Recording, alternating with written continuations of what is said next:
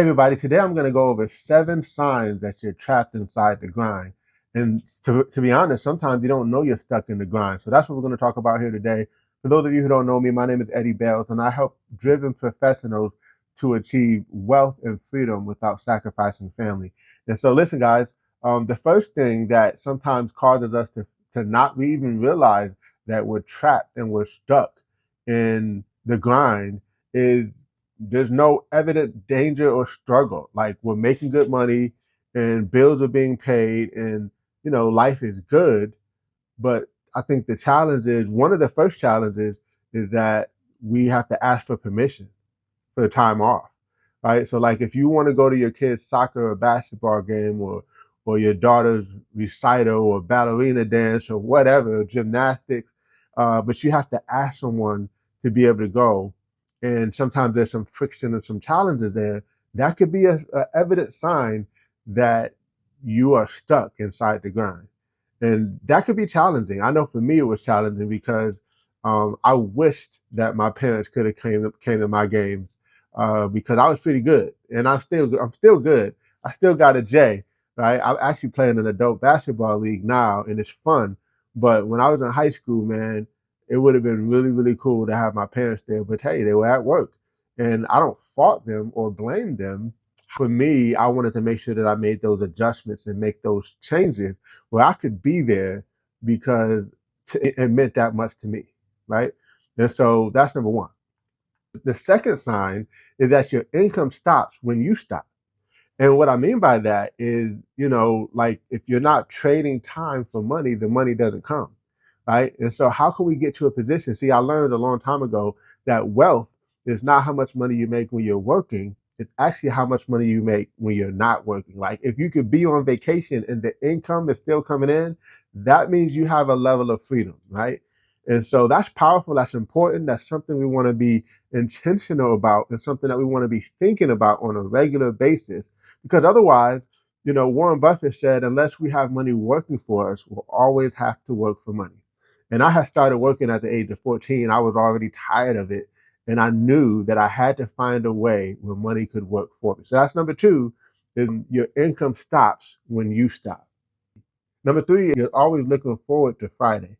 And this was me. Like I was always looking at the clock for 5 o'clock. I was always couldn't wait till 5 o'clock, and all my coworkers couldn't wait either. But then Monday just came way too fast. It was like Friday seemed so far away, but then Monday came way too fast, and that just wasn't a life to live. Where I just had this window of Friday, Saturday, Sunday. But I wanted to live a life where every day felt like a Friday. Every day could feel like a holiday or a vacation. And I'm not saying that you're just not doing anything and just like lazy and just whatever. I'm not saying that you're not working. All I'm saying is you get to design your schedule, design your time, and you have true freedom. You can go all in one day, and then if you say, "Hey, look, I just want to take a few hours off, or I want to take a few days off," you can do that too. You have the options and you have the choice, and that's powerful. And that's really the most important thing is having choice, not having someone who has that much power that they can control your time. Number four is a big one. You're successful, but you're just not satisfied. Like you're doing some work, but it doesn't seem meaningful. It doesn't seem purposeful. It doesn't feel like it's solving the greater good for humanity or just something that you're just super passionate about. It's paying the bills, but it's not something that is like you feel really good about it. Like you feel accomplished and you feel like you've done your deed in society. So if you're in that space and if you're in that situation, it could be challenging. It could be really hard because you want to feel like what you do matters. That's a big sign that we're stuck inside the grind. Number five is a big one. You have money, but you don't have time. See, I find that people are in either one of two spectrums. They either have a lot of money and they don't have the time, or they have a lot of time and they don't have the money. Now, me, I'll just be honest, I was the one that had the time. I just didn't have the money. Listen, both of them are miserable. And what's the point of having a cake if you can't eat it, right? Like, I want to have my cake and eat it too. And so, like, don't give me the cake if I can't eat it. You know what I'm saying? So, like for me, you want to have both because both of them are miserable. Who wants to have all this money, but you really can't enjoy it because you're at work all the time? You're working 80 hours a week, 100 hours a week, all these hours, and you got just a slither of time to really fully enjoy it, right? Or you may have like just a small amount of vacation time that you can use.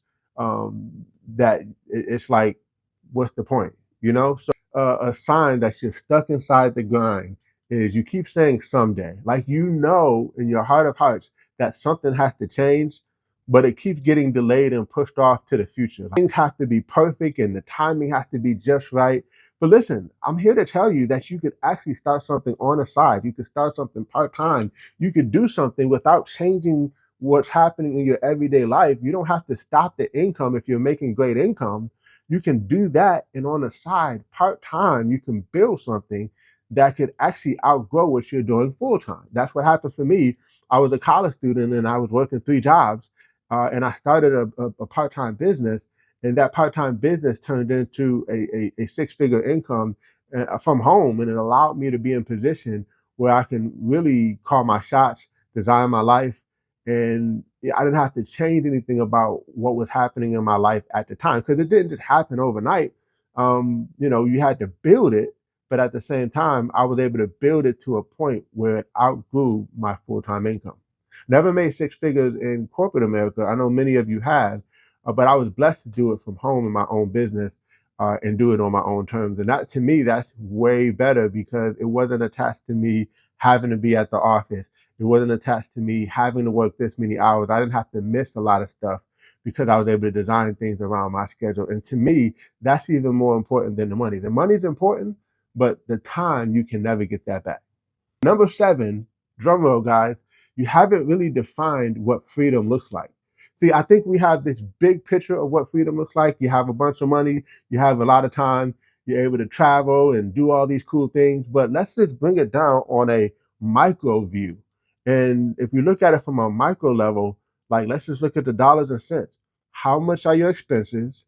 And how much passive income can we build so that passive income is greater than your expenses? See, I think a lot of times people think that they have to be a multi millionaire to be financially free, and that's just not true. And if you follow anything on my channel, you know that we talk about this a lot.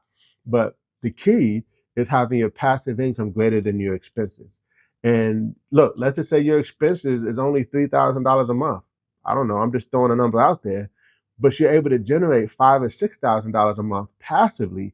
You, my friend, are now financially free because you have passive income, income that you're not physically working for. Now, yes, you may do a little bit of work, but we're not talking about earth shattering, like 100-hour work week to get the income.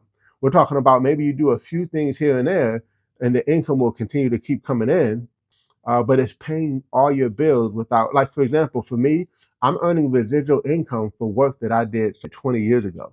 So every single week, if I didn't do anything, the income will just keep coming in based on work that I did years ago. It's all passive, right? I don't have to do anything more for that to keep on happening.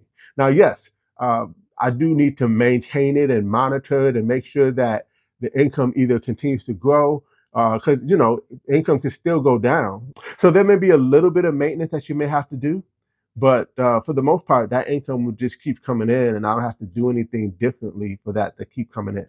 You have to clearly define what freedom means, and freedom is different for everybody. Right? For some people, freedom looks like traveling a lot. But some people may say that's stressful. I don't want to do that. I just want to be at home. I want to just I want to create memories and moments with my family. For some people, it may be really being in a position where you have the control, or maybe you can volunteer, you can do philanthropic work, you can fulfill your passions. Like you got these passions that you really want to do. Maybe you're a rapper, you want to get in the studio, or a singer or something like that. Maybe you, like me, I like to play ball, so I just can pick up and go play ball whenever I want, right? Or maybe you just like to travel. I was just in the Dominican Republic a few weeks ago, and I was in the Bahamas maybe a month before that. Yeah. So, if you like to travel and just go nice places and do nice things, you can do that. But my point is, you want to clearly define what freedom looks like. And I would even suggest you have a freedom number and a freedom day.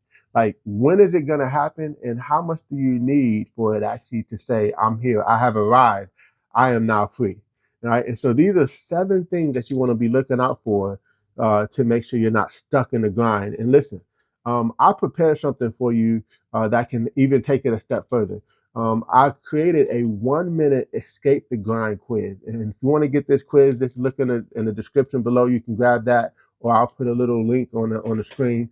But the point is, it's a 1 minute quiz, and it'll kind of help see if you're ready to actually escape the grind. Because sometimes we talk about it, but if we want to be about it, then we got to take action. And hey, what better than just a quick 1 minute survey that you could take, or 1 minute quiz, I should say, to just kind of see if you're ready to explore what that looks like to escape the grind. And remember, escaping the grind doesn't have to mean changing your lifestyle right now. It just simply means doing something on the side part time that could outgrow what you're doing full time. So I hope this was helpful. Follow for more, and don't forget to subscribe so that you can get more updates on the things that we're gonna be sharing. Take care, everybody. God bless.